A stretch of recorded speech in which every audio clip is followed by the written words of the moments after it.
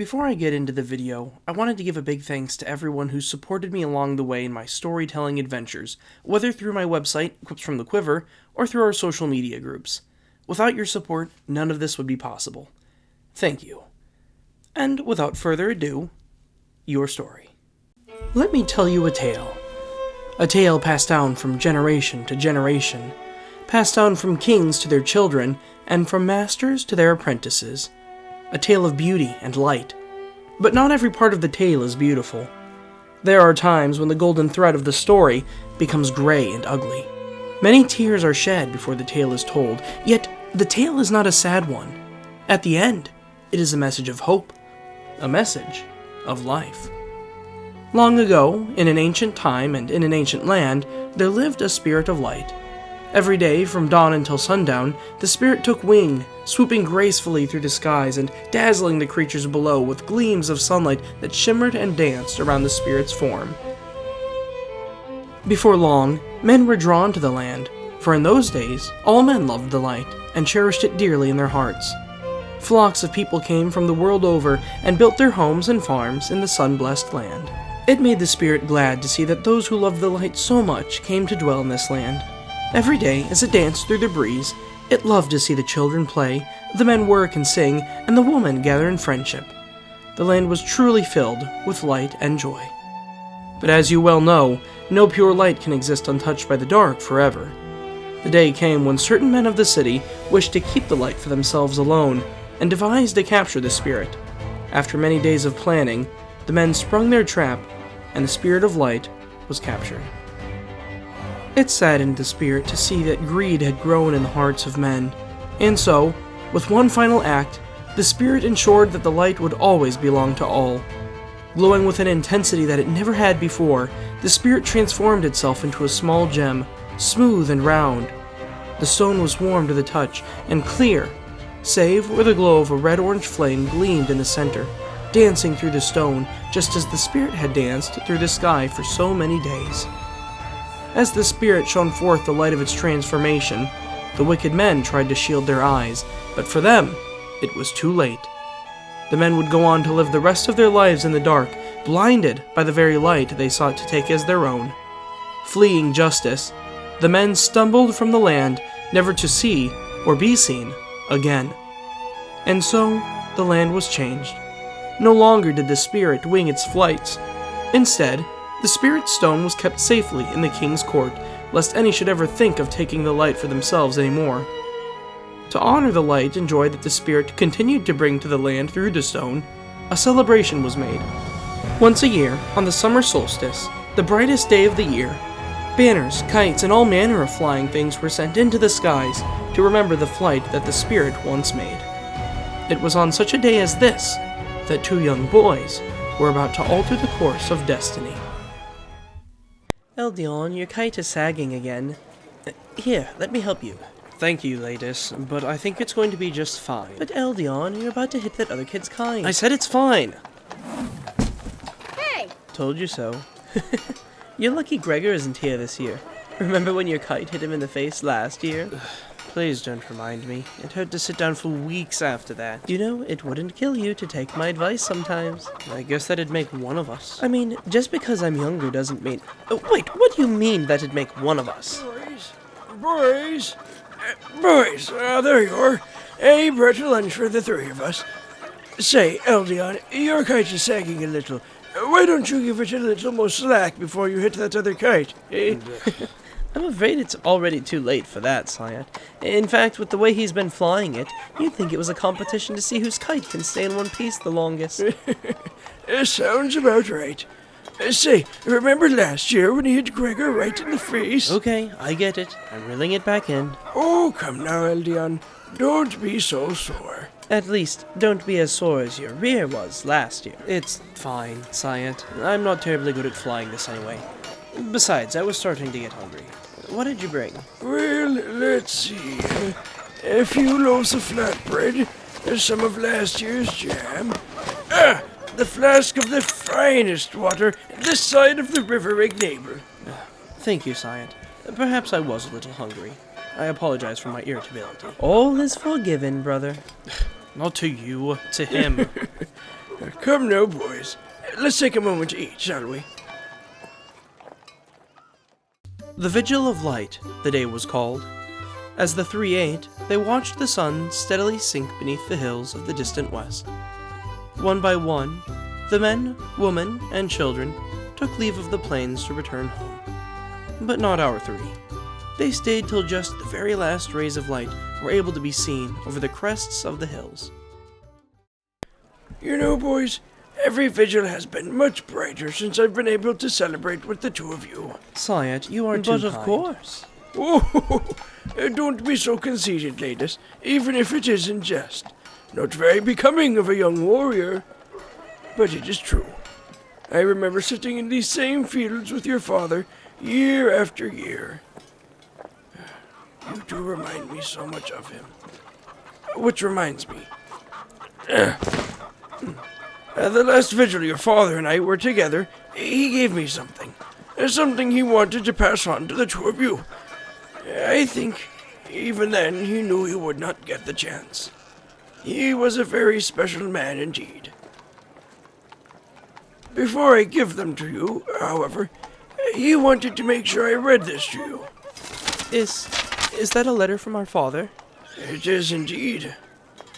To my most treasured gift of all, I leave you in the trustworthy hands of your mother and my swordmaster, Syed. I trust that in the years since I have departed, you have learned much from each of them. From your mother, I hope you have learned love, compassion, and kindness. From Syed, I trust you have learned discipline, justice, and determination.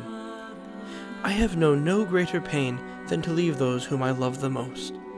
Nevertheless, my duty required that I leave that which I love in order to protect it. I, along with many others, have been called upon in Arcatia's greatest hour of need to set forth and make war against our enemies, those from the darkened world which seek to extinguish the light of the land. My love for the two of you and your mother knows no bounds, and it is because of this love that I agreed to defend the light that all in our land, including you three, love. The light is a beautiful thing, my boys, but remember this: light is not found in a stone, or in a spirit, or even the land itself. Light is found in the heart when it chooses to do good and right. I pray that these gifts I leave to you will help you to find the light in your own hearts every day. I hope that, when we meet again, I too will be able to find the light in your hearts, with an everlasting love to make. Your father, he loved the two of you very much. He was prouder when he had the two of you than when he was deemed the greatest warrior amongst his peers. What was he like? He was the bravest young man I'd ever met. His life was lived by determination and passion. I never have known a man since so committed to his purpose. It was no surprise when he gave his life to the defenders of the light, and no further shock when he was the first to volunteer for that mission. Would you tell us the story again, Syed? There isn't much of a story to tell. The Lovers of Dark made an attempt to recapture the Spirit Stone. Almost did, too. The leaders of the city agreed that these evildoers had to be stopped on their own doorstep before they made it to ours. And so, they put forth a call for men loyal and brave to venture forth and rid the land of the Lovers of Dark. And neither group has returned since. Well, if our father is as determined as you say, I suppose we won't see him come back until they're gone. Aye. Syed, you said there was something else he wanted us to have? Yes, of course. Your father always believed you would grow to follow in his footsteps, and even when the two of you were quite young, he saw to it that you would be adequately armed when the time came. Eldion, this is for you, and Ladies, this for you. A baldric. And? A dagger. And is this a glove? In truth, I never did understand that. I suppose your father wanted to protect your hand well, even if it is just the one. Well, certainly father knew what he was doing when he left this for me. I'm sure sooner or later the reason will become clear. Thank you, Syat, for keeping these for us. Oh, lads, your father would be proud to see you now. Look, the final beam of sunlight. Quick, Eldion, make a wish. Oh, well, Come on now, it's slipping away. I wish that Ladus and I could follow in our father's footsteps, that we could have a chance to protect the light, just like he did. There it goes. Just in time, too. A fine wish, Leon. And now that the dark is upon us, it is best that we head home. You go on ahead here. I want to watch the colors of the sky turn. Me too. All right, then. Be home soon. I'll be awaiting you.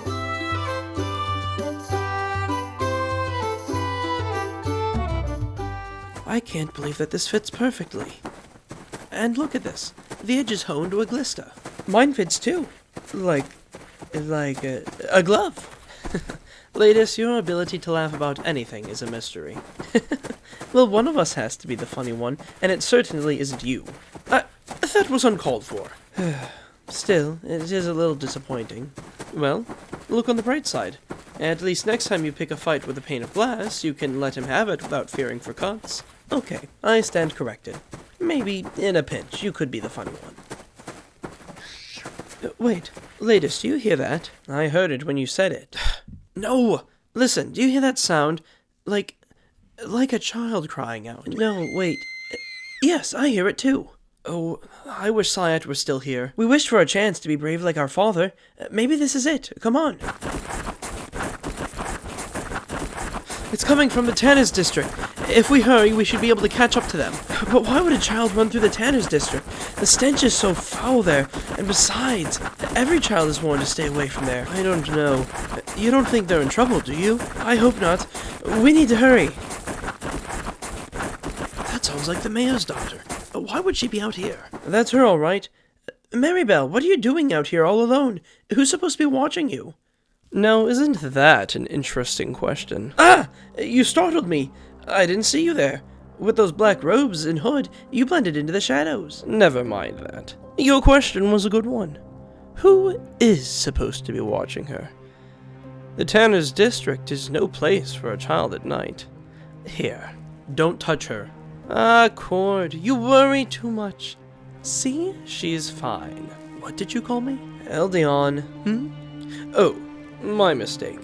You remind me of a friend of mine. I apologize, Eldion. How did you know his name? Not just his, Ladus. It would serve you well to remember the names of important people. Don't you remember mine? How could we? We only just met. So it would seem. Ladus, don't talk to him. What did I say a moment ago? No need to worry, Cord. Eldion. I don't bite. Not usually, anyway. If you come as such a friend, why cover yourself with a hood? Show us your face. No can do, Eldion. Say, I have something I need to see to. You wouldn't be able to help a man out, would you? I'm afraid where I'm going is no place for a child to be. Gladly. Hand her to me. Why don't you come and get her? Eldion, look out! What is this? A portal to another land. And like I said, no place for a child. Ooh, look out. It'd be a nasty fall. Well, my business here is done. I suppose I'll put this back where I found it. See you again soon. Ladus, it's pulling me in. Eldion, hold on. Stay away from the edge. I can't. The pull is too strong. Eldion, hang on. Let me pull you out. Get away. Can't you see the aperture widening? You'll be swallowed up too. Go for help. No way. I'm not going to leave you. I'm slipping. No, you're...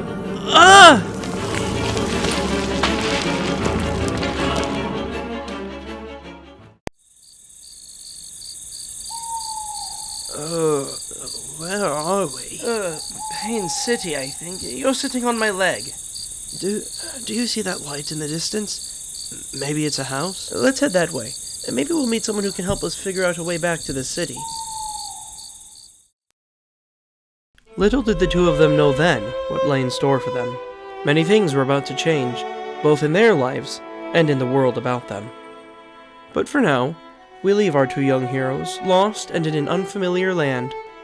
But they are not the only two caught up in the current of fate. Did you find them? Yes, my liege. And?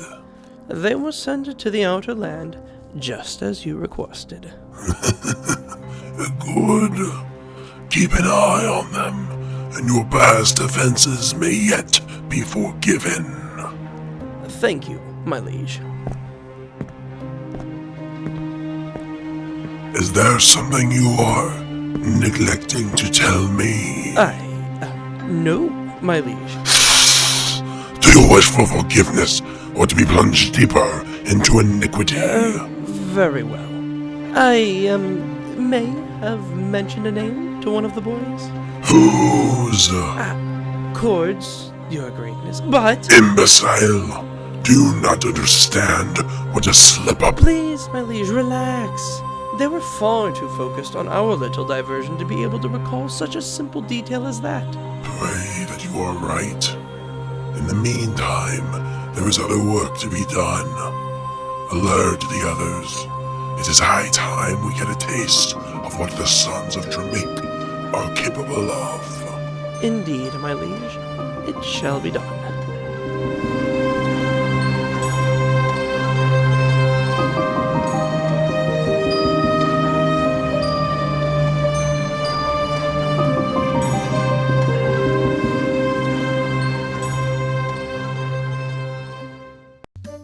I hope you've enjoyed the tale.